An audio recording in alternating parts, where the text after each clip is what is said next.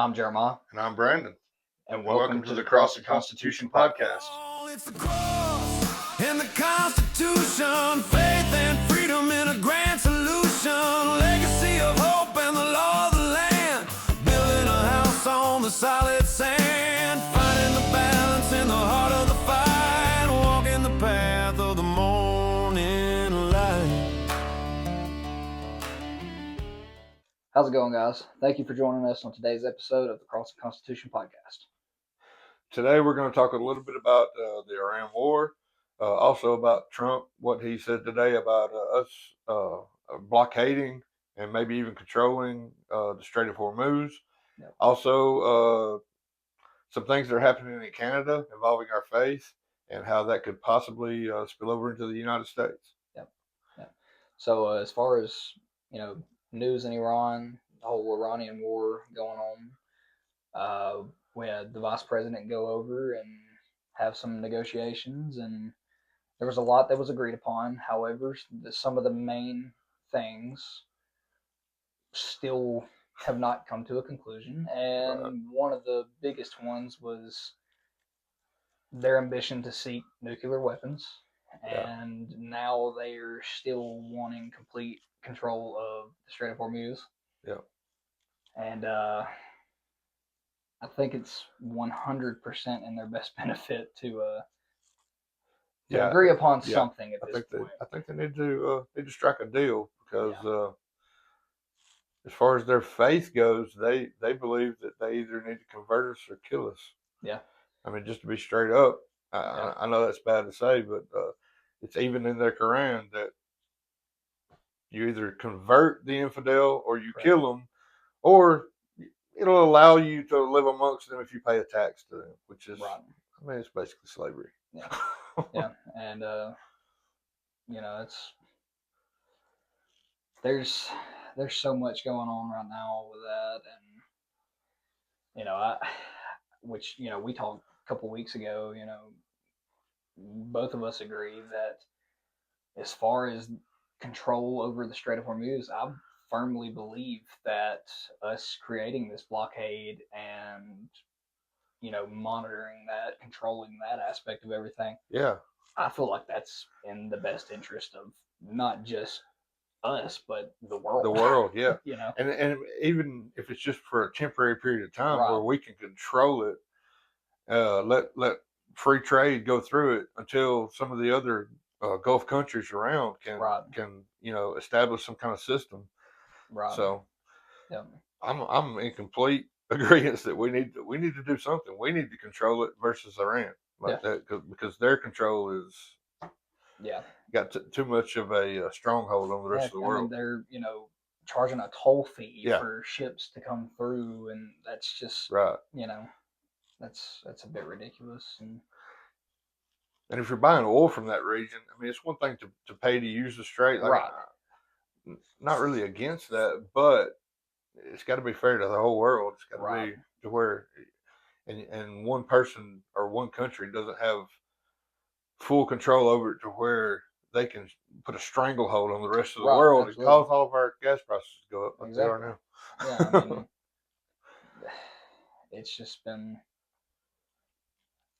it's been a very interesting past few weeks now. And we're hurting as a country right now because of gas prices. I mean, the gas prices are almost reaching Joe Biden level. Yeah. Even though he wasn't fighting a war, I'm just throwing it out there. Yeah. And that's another thing is like I've had so many conversations with so many people over the last few weeks about that specific subject, and it's mind blowing to me that people a little bit more left minded. Yeah. Want to blame Trump? And it's crazy because it's like he just had the gas prices down a few weeks ago. Seriously. Like, okay, let's go back to his first time ever in office. I remember paying gas prices of $1.25 a gallon. I mean, that's crazy. Yeah. I mean, after Obama had it up to over $3 a gallon at the time, and then so anyway, he has a track record of producing better energy and being more energy efficient. And then you get Joe Biden in office, and everything that Trump worked towards building back a better economy for Yep. the U.S., he completely disintegrated it. Yep. That's all he did, and Well, the first thing he done when he got in office was killed an oil pipeline that was Which was- producing, I mean, a lot of jobs, a lot of oil, right, and all in the name of environmentalism. Yeah. Which, I mean, has come out recently that a lot of that's a load of garbage. Yeah. I'm not saying we should take care of our environment, we should take care of our earth, but it's also here for us to use and not. Right. Yeah, I mean, but I mean, just it's still mind blowing to me that the Democrats are so stuck in, and it's not even just.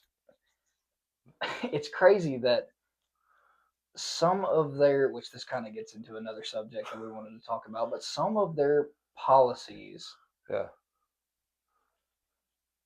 way back when, Trump is doing some of this stuff now. Most everything he's doing, they aligned with just a few years ago. And then because of him doing it, they completely reversed policy and hated him, especially immigration. Yeah, and I firmly believe that. And I'm not saying that everything Trump does is the best decision. No, I don't agree with everything he does. Exactly, but and a lot of that is the way he talks, and but it kills me how it's almost every single thing he does, especially if it's something that is for the betterment of our country. Right. They always come up with something somewhere to make it seem like he's the bad guy in every situation. And a lot of the stuff that he's dealing with is stuff that was left over for him to deal with by the previous president. Just look at ICE. Yeah. Just ICE by itself. You got people protesting in the streets because 2-3 people get killed by ICE. They forget that under Obama there were 58 deaths from malnutrition to people being locked in cages, all kinds of things. And he deported over 3 million people. Yeah. Trump's not, if he keeps up at this rate, he won't even come close to hitting that number. I know. And all of a sudden now it's a crime. It's crazy. Yeah. It's just, it's absolutely mind-boggling to me that. Yeah, it is. I can't. I can't understand it. I really can't. No, I don't either. It's just the liberal left or the Democrats, however you want to categorize it, have all of a sudden, now that Trump's in office, have a way of getting on the 20% side of 80-20 issues. Yeah. Where America is, all in for certain things like the whole trans things in sport, men and women's sports like that. Yeah. Anybody with common sense knows that a man has a physical ability that women don't have, and you put them in women's sports, and it's not fair. Well, that's just a common sense issue, and they'll jump on the 20% side of that, or in this case, probably a 5% side. Right. But now, I will say there are some women out there that are they are definitely some freaks of nature. Oh yeah, well that's for sure. But yeah, it's as an overall issue, like in the Olympics when you had the women fighting men boxing, like women quitting in like 20 seconds. Yeah, what they do feel you like they're going to die. Happen? Yeah, it's. I'm not taking anything away from women by any means, but. What do you expect to happen? And this is from the party that just a few years ago was all about protecting women and women's rights. Correct. And now we're going to put men in their changing spaces, in their bathrooms, in their sports. Now, how do women have? Women don't have a safe space, right? If they're in charge. Well, I mean, Trump comes along, puts an end to that. Yeah. Here we go again. He's Hitler. Yeah. He's Hitler. Now, once again, like I don't agree with every decision that he makes, but no, I don't as far as when it comes to keeping men separate from women in changing areas, bathrooms, and stuff of that nature, I do not want my daughter walking into an area that another grown man is in because he identifies a certain way. No. I'm sorry, a grown man walks into my daughter's space, and Yeah. they're gonna see a grown man in Yeah. action. Yeah. I'm Absolutely. sorry. Absolutely. I'll probably go to jail, but Yeah. Take that how you want it, yeah, but that that's plain and simple. hands are being thrown at the Yeah. very least. Yeah. Yeah. Uh, But um, another thing, like people want to talk about how flawed Trump is, and I agree. A flawed man, whether or not he's a follower of Jesus, we don't know. Rob. From the evidence, from the fruit of his life, as the Bible says, we're supposed to be fruit inspectors. We're supposed to know whether or not a person has fruit in their life, that they're a follower of Jesus. Honestly, I don't see that in Trump. Rob. I think he's searching. Yeah. I think he's making steps towards Christianity. But the thing is look all throughout the Bible, leaders, people who God has placed as king, and you're looking at a bunch of flawed people. Absolutely. You're not voting for the man, you're voting for the policy. Right. And I'm sorry, but hate the man as much as you want, but his policies have advanced the gospel of Jesus Christ. Yep. I mean, you look at just a few years ago, and on Easter Sunday, Joe Biden had the whole trans visibility day and crazy stuff going on at the White House. Well, Trump has gotten it back to prayer. Yeah.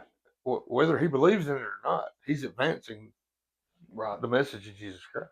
Right. And I mean, he fought a lot to get, because there's a lot of schools out there that wouldn't allow you to bring a Bible, Right. and or even just talk about your faith and all that. Exactly. And Trump fought very hard to get that back implemented.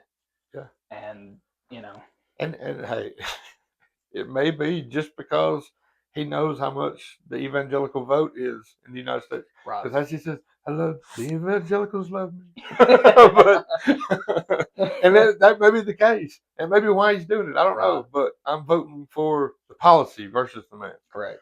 Yeah. That's 100% true. So, hate them all you want, but I'm going to go the way that makes the most sense and what aligns with the way that I believe. And I can't vote for the way of Baal, which is sacrificing children, aborting babies, and doing surgery on minors just because they're confused about their gender or their sexuality. This is clear. Yeah, this is clear on that, and it's all those kind of things make God sick. Yeah. And I'm going to stand on this, no matter which political party is representing it. I don't care about that. Right. I'm going to vote for the one that best represents the Word of God. Right. That kind of falls into our next category is, the stuff that's kind of going on in Canada right now. Yes, that's so scary. Yeah, because labeling certain passages as hate speech, yes, and as an arrestable offense, if that spills over into the U.S., it's coming, and I really believe it is. I mean, and I said earlier, the biggest thing that stands in the way of liberalism is Christianity. Yeah, and because we can't be controlled, because we serve someone higher than the government. Right. Well, liberalism, which leads down the road of Marxism, leads down the road of communism. The first thing they do is get rid of this. They get rid of your guns. They get rid of this. Yep. And that's because they know that we serve a higher power, not a government. Right. What they try to do is replace Christianity, replace your faith. When you get a bunch of people believing that there is no God, they try to fill that void with something else, which is usually government. Right. Yep. And the bigger the government, no matter how much power you give to the government, they will always abuse it. Yep. Always. Yep. So that's why we as conservatives believe in a smaller government. if the people are in control, the government can't control you. That's right. All right. We also want to talk about, want to bring in some scripture and talk about how maybe any of this war with Iran could be tied into end times prophecy. Yep. And I don't know. This is Jesus' own words, and this is in Matthew 24, starting in verse 3. Now, as he sat on the Mount of Olives, the disciples came to him privately, saying, "Tell us, when will these things be? And what will be the sign of your coming and to the end of the age?" And Jesus answered and said to them, "Take heed that no one deceives you, for many will come in my name, saying, I am the Christ, and will deceive many. And you will hear of wars and rumors of wars. See that you are not troubled, for all these things must come to pass, but the end is not yet. For nation will rise against nation, and kingdom against kingdom. There will be famines, pestilences, and earthquakes in various places. All of these things are the beginning of sorrows." Then they will deliver you up to tribulation and kill you, and you will be hated by all nations for my name's sake. And then many will be offended, will betray one another, and will hate one another. Then many false prophets will rise up and deceive many.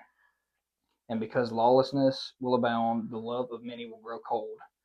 But he who endures the end, or to the end, shall be saved. And this gospel of the kingdom will be preached in all of the world as a witness to all the nations, and then the end will come. So basically, we're looking at a lot of that sounds like today. I mean, nations against nations, kingdoms against kingdoms. Not only that, I see something real specific here that ties into today. Lawlessness will abound. And I mean, when's the last time you've seen this much lawlessness? I think it's worse. The lawlessness is worse now than it's ever been, honestly. And then many false prophets will rise up and deceive many. And I don't know. I see today people have anybody has a platform today to share whatever they want, and so the opportunity for false teachers and false prophets is bigger than it's ever been. Yeah. I mean, I know if I was the devil and I had the tool of the internet. Oh yeah. I mean, just wow. But I mean, the people of God also have that same tool, so we've got to combat that. But false prophets, I see more deception coming from the pulpit now than I've ever seen. Yeah. All right. So with that being said, we're gonna come back here in a couple days, and once this blockade is kind of fully gone into effect, and we get a few days worth of how that's going, and we'll come back. We'll discuss a little bit more, and other topics that have come up along the way, and kind of go from there. And we'll probably look at doing another midweek post, and along with that, we'll probably we're gonna we'll also dive into maybe some constitutional issues, some things about maybe some misconceptions about the Constitution, and some things about the separation of church and state.